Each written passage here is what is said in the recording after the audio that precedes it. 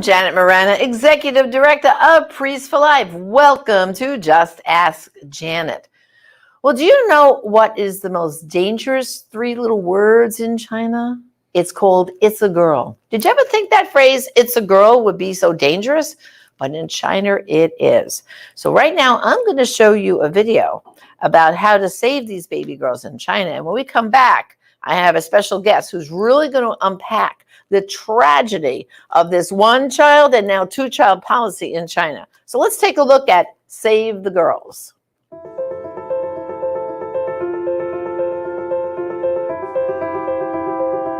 After college, I took a trip to India, and I was going to take a boat ride on the Ganges. So I was getting into this little rowboat, and I was stepping into the boat, and I saw something floating in the water. And I looked down, and to my complete horror, it was a fully formed, beautiful baby girl. That was my introduction to the issue of gendercide. I also spent time on that trip working with Mother Teresa in Calcutta. And she has a home there called Shisha Bhavan that's for abandoned babies. Basically, all the babies there are girls. And she started that home when she found a baby girl in a trash can. So ever since that time, I've been looking for an opportunity to help baby girls from being selectively aborted or abandoned. According to one UN estimate, there are up to 200 million women and girls missing in the world because of sex-selective abortion and abandonment.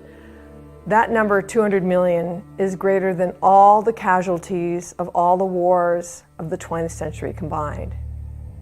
So for me, this is the true war against women. China has the worst gender ratios in the world. At its height, it was approximately 121 baby boys born for every 100 girls born. Something that people don't realize is that even under the new two-child policy, or even if there was no coercive birth control in China at all, there'd still be gendercide because people, for whatever reason, they prefer boys over girls. After the two-child policy was instituted, there was an incident of a woman whose husband forced her to abort 4 baby girls in a year. And then she died. There was another incident where on the International Day of the Girl Child, a baby girl was found in a courtyard. They think that somebody threw her over the wall because there was no other way to get into the courtyard, and she suffered brain injury and all kinds of internal injuries from that. So gendercide continues even under the two-child policy, and it's going to continue no matter, even if China gets rid of all birth limits. Gendercide will continue, especially of second daughters, because a lot of couples under the two-child policy, if their first child is a girl, they figure we can have a boy on the second child. And then when that second child comes around, a lot of couples will just keep aborting until they get that boy for the second child. China is not the only country where gendercide is a problem. India also has a gendercide problem, and there are areas of India where the numbers are even higher than the ones of China. There are other Asian countries, and there are even some countries in the former Soviet bloc where gendercide is really a problem. So while we're starting in China, we hope to expand worldwide to be able to save baby girls. Something that's important to understand is that sex-selective abortion generally is not a choice. These women are forced, not by the government, but by their families. The sex-selective abortion of baby girls in China is directly related to human trafficking. It's caused this enormous gender imbalance where there are approximately 37 million more men living in China than women. And what that's doing in turn is that it is driving human trafficking and sexual slavery both within China and from the surrounding countries, and even as far away as Africa and South America. Women's Rights Without Frontiers is unique in that we are the only organization that has a network inside of China that is actively saving baby girls. And we've saved hundreds of baby girls in China. One story that was particularly meaningful to me was of this one woman who was being pressured to have an ultrasound. And she dragged her feet, finally went into the ultrasound, and discovered not only did she have one, but she was carrying 2 baby girls. So even under the 2-child policy, she would have used up her entire quota and both of them would have been girls. So her mother-in-law started the pressure for her to abort those baby girls, and she didn't want to. She wanted to give birth to her daughters, and she didn't know what to do. So fortunately, our field worker found out about this and went to her door and said, "Congratulations on your twin daughters. Girls are as good as boys, and we're not only going to offer you one, but we will offer you 2 monthly stipends for a year to empower you to keep your daughters." And with the encouragement and with the promise of resources, she was able to convince her mother-in-law, convince her husband to allow her to give birth to these girls. And now, of course, everybody's in love with these baby girls. They're totally adorable. The message of sex-selective abortion is that females are so worthless that they deserve to die. I believe that this is the most violent form of sex discrimination that exists. And we at Women's Rights Without Frontiers believe that every girl has a right to draw breath on this earth, and that every woman has the right to give birth to her daughter. Girls do not deserve to be terminated just for the crime of being female. Our field workers on the ground in China are incredibly brave. They're flying under the radar screen from the Chinese Communist Party at great risk for themselves. They go in rain, sleet, snow, and make sure that those women get that stipend every month that helps them support their daughters. And they need our help. Not only that, but we're only in one little area of China. All the girls of China deserve to be saved. And not only that, but all the girls in India and all the countries where sex-selective abortion and abandonment are rampant. So I would invite you to join me in what I think is the greatest women's rights battle of our age.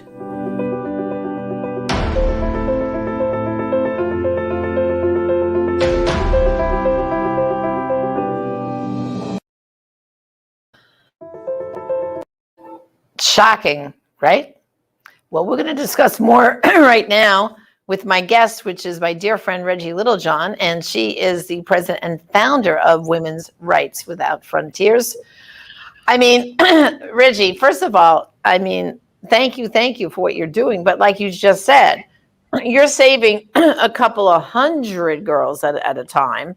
Meanwhile, about 1 million of them are still being killed, right? I mean, the numbers are just like staggering, aren't they? Well, Janet, we've saved hundreds of baby girls in China, and we would love to be able to save many, many more.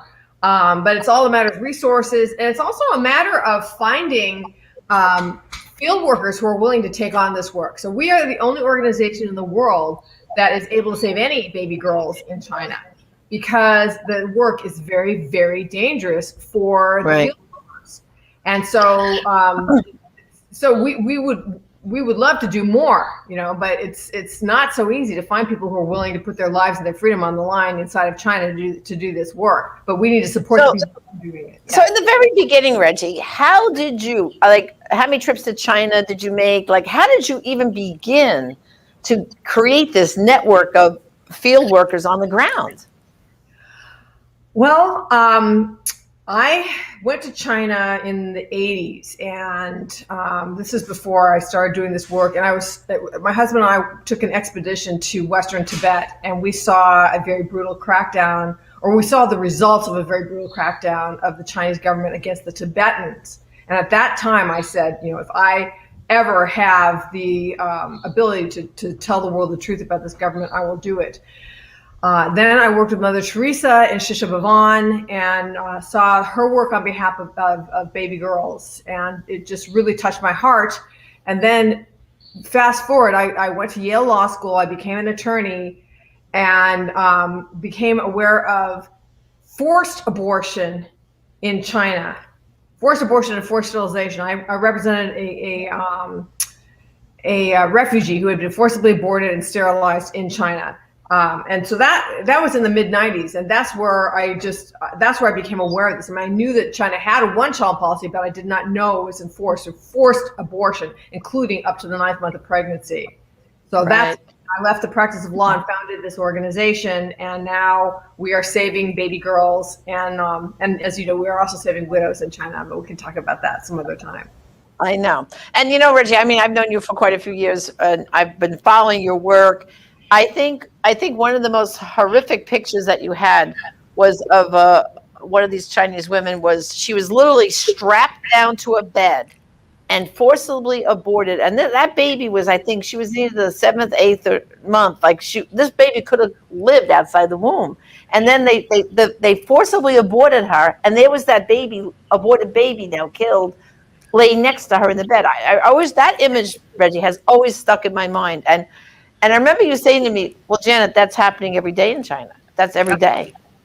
See, this is the thing. The Chinese government is a brutal totalitarian regime. And if you dare to talk to Western media or expose their atrocities, you will be persecuted. Your whole family will be persecuted terribly. And so only people who are willing to expose these things, like she allowed her husband to take that photograph, she allowed him to post it, is basically she didn't care whether she lived or she died.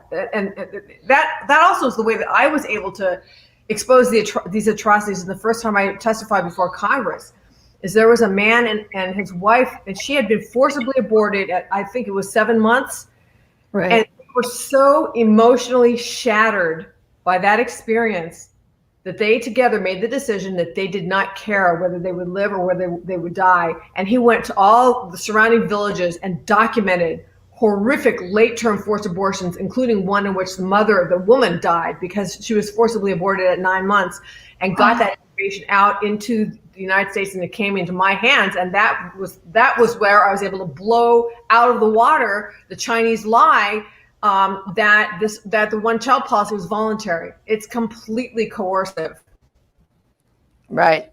And you know what it is too, Reggie? It's creating a culture, like you're saying, among these people that it's kind of like there's the forced abortions, but then there's the ones that they're so afraid that if the government, right, because if they're pregnant with a second child, the government what do they keep track of them, they know it, right? It's a problem, isn't it?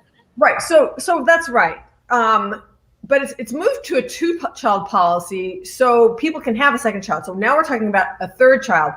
And there was a Radio Free Asia article that came out, I think it was last fall, that said that according to an official Chinese government statistic, last year that there were 8 million abortions of so-called extra children, out-of-plan children. Those would have been third children or women who were not married. So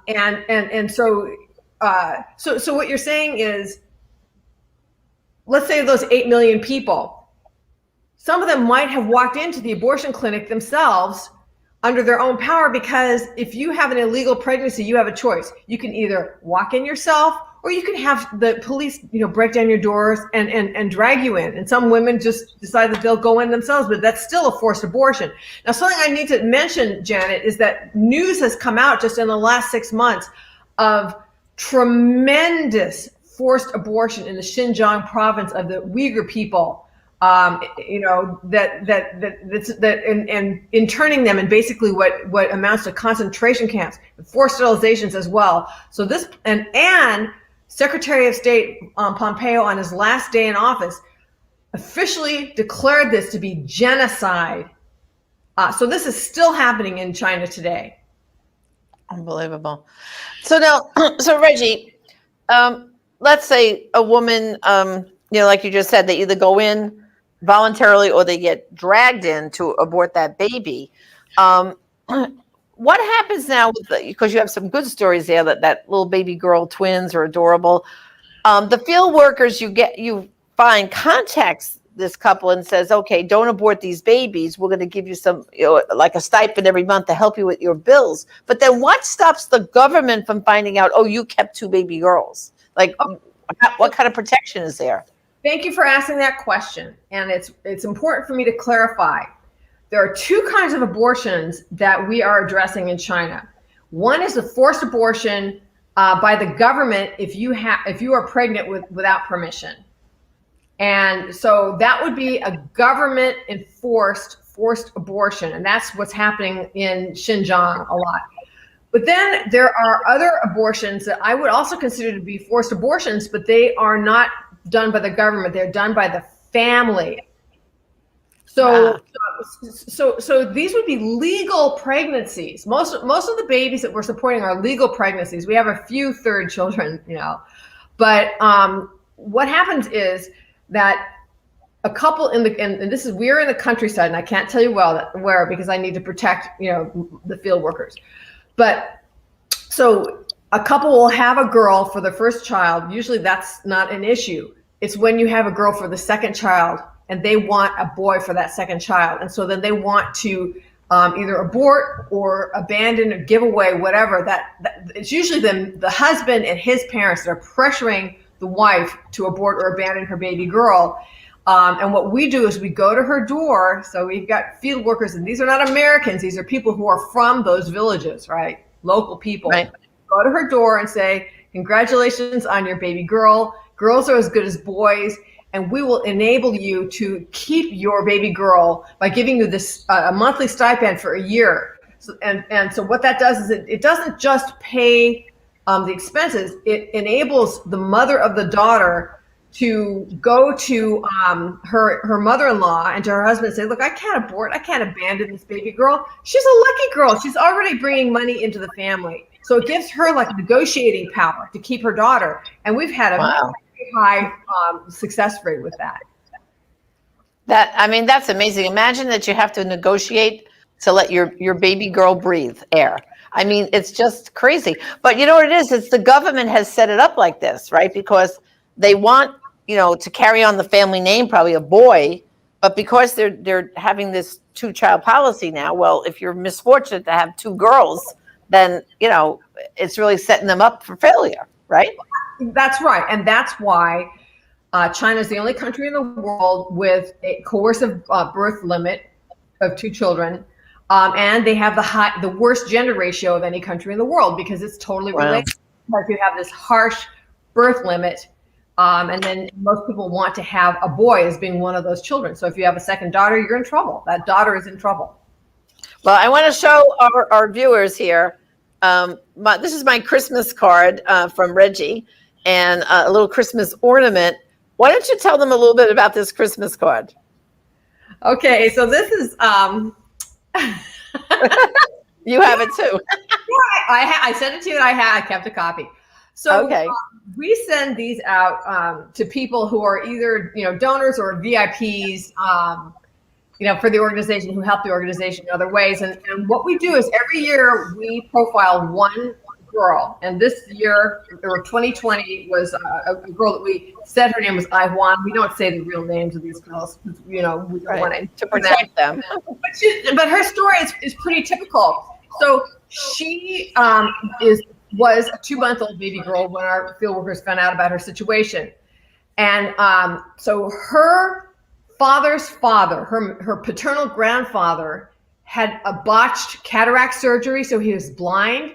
And so then he was so angry about being blind because he could no longer do field work that he had to be on blood pressure medication because he was used to being somebody who was, you know, a good farmer and contributing to the family. Now he was disabled.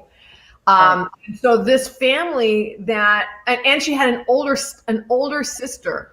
Now her older sister, the family was so poor that they had already given her older sister to be taken care of by their grandparents. They couldn't even take care of her older sister. Now here she was, and they had this grandfather that was blind, and they were, I think, being pressured to give her away. So we came to them with the stipend of $25 a month. And they were able to keep that baby. And the mother said, quote, "Everyone looks down on my family." So they would look down on the family because they're poor, because they had 2 girls. "Everyone looks down on my family, but God sent an angel to help me." So there's so many people in China that we are angels, you know, that our field workers are angels.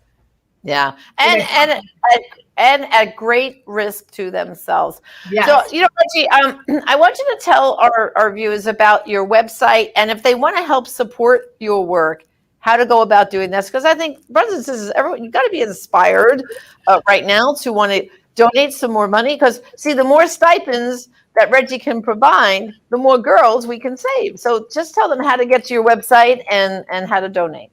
So, well, thank you, Janet. That's a very kind question. Our website is womensrightswithoutfrontiers.org. I know it's just a mouthful. I wish I had not done. I wish I had named it a simpler name, but it's womensrightswithoutfrontiers.org. Or you can just look up Reggie LittleJohn, and my site will come up. So then, when you get on the site, the first thing you're going to see is that there's 2 big red buttons on the right-hand side of the site. One says "Save a Girl," one says "Save a Widow." So you click "Save a Girl," and then when you click "Save a Girl," you get you can see the video that Janet just showed, and then you can see a little bit more about what we do, and then you can donate. And you know, you can donate, make a one-time donation, or you can make a monthly donation and help us save girls. But please write "Save a Girl" in the memo so that we know that you want it to be restricted, and then that money goes into a separate bank account that's only for our work in China, saving girls and saving widows. Right. Well, I have to tell you, Reggie, when this taping is over, I'm going to have to go there and donate. I have to make it be a monthly donor. I have to save the girls. Too. We can donate to each other. That's right. That's right. You know, I just want you to go back. We only have a few minutes left, but I want you to just go back for a minute, because you also mentioned in that video that India has also a problem. But in India, there's not a policy like in China where the government is doing it. In India, from what I know, it's more cultural, isn't it? Right. It's a cultural thing. Right. So they both have the cultural thing of son preference. Right. China has the one-child policy, which is the coercive low birth limit that really drives sex-selective abortion. India has a dowry system, and that also drives sex-selective abortion, because girls are so much more expensive than boys. So in India, and by the way, this is illegal in India. You know, the dowry system is illegal, but people do it anyway, especially in the countryside. That a family in the countryside knows that when a young girl becomes marriage age, that they're going to have to pay a dowry to the boy's family. So that dowry, it depends on the income of the family. For, you know, some families it might be, you know, a cow. For wealthier families, it might be a Mercedes Benz or a yacht. You know, but they're going to have to cough up a dowry to get her married. And whereas if they have a son, they're going to receive a dowry. Right. So that also is something that causes people to want to selectively abort the girls. And we are dying to get into India. We have partners that want to work with us in India. And we were all set to go to India in April, and then the pandemic hit and we had to cancel the trip. So Wow. At this point, I was supposed to have been in India. So please, for your viewers, to pray that God will open the door to India, and also pray for our field workers that God will, in China, that God will continue to hide them under the shadow of his wing, because that's really important. Oh, yeah, absolutely. Because, you know, if the government ever found out what they were doing, they would be arrested. That would, you know, and maybe even killed. Right. I mean, that's what you have to understand, that things are so bad in China that these people are literally putting their lives and their families' lives on the line. Is that correct? I think it is correct, and I'm just in awe of them. I know people love to say, "Oh, Reggie, you're so brave." And whenever somebody says that to me, it's just like, you know, I am nothing compared to the field workers. They are the brave ones. I mean, I tell people I'm an advocate. I raise the money to run the program. But they are the ones that are putting their freedom on the line, at least to do this work. Yeah. Well, I tell you, we will keep you, of course, Father Frank and I always keep you in our prayers. And I think it's just amazing the work you do over in China. I mean, and then also, too, why don't you, just real briefly, you also adopted 2 Chinese girls, didn't you? You and your husband.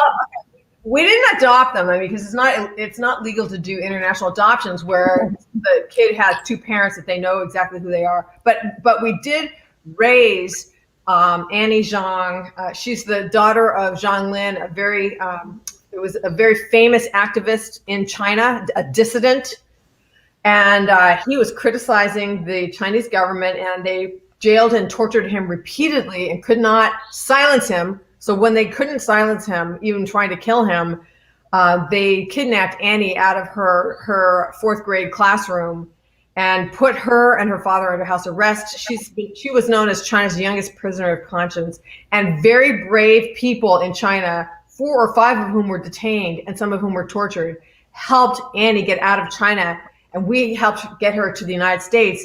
And we raised her from age 10 to almost age 18. And now she's graduated from high school and applying to colleges. And, so she's doing great. And she played piano in Carnegie Hall. Did you know that? Yes, I did. Yeah. I mean, is her father still alive, or did they? Yeah. We were able to help him come to the United States. And so he's here, and he's got a Chinese language YouTube channel where he continues to expose the atrocities of the Chinese Communist Party. So he's here, and he's continuing his activist work. And then didn't you have another daughter that you raised as a daughter come also? Well, so Annie's older sister came with her to drop her off, and her intention was to go back to China, but then things got so difficult in China that she decided to stay here. And she is doing great. I mean, both of the girls came as Chinese atheists, materialists, right? And we brought them to the San Jose Chinese Catholic Mission. They both accepted the Lord. I was their I was their sponsor when they were baptized, along with my husband, who converted from being a Methodist to being a Catholic. And it was the greatest Easter that I've ever had in my life. And so now the older sister is a sacristan at her church. She married a very fine Catholic man that she met. He was her Bible study teacher. She has put herself through college. She's going to be graduating this spring in accounting, and she has a job at one of the top 5 accounting firms in the world. So she's just a brilliant and beautiful success story of legal immigration. Exactly. Well, Reggie, I just want to thank you for joining me today, and God bless your work. And again, brothers and sisters, it's Women's Rights Without Frontiers.org. I encourage you to go there, give a one-time gift, or if you can afford a monthly gift, that will help Reggie and the field workers save more baby girls in China. So thank you, Reggie, for joining me today. God bless. You, Janet, and God bless you, and God bless Father Frank and Priest for Life. Okay. Well, brothers and sisters, I hope this was an eye-opening opportunity for you. I know I've known Reggie for a very long time, and I've just never ceased to be amazed about the wonderful work she and those field workers are doing in China. And of course, they need more help, so I'm hoping you can do that. So this is Janet Morena, Executive Director of Priest for Life. Thank you for joining me on Just Ask Janet.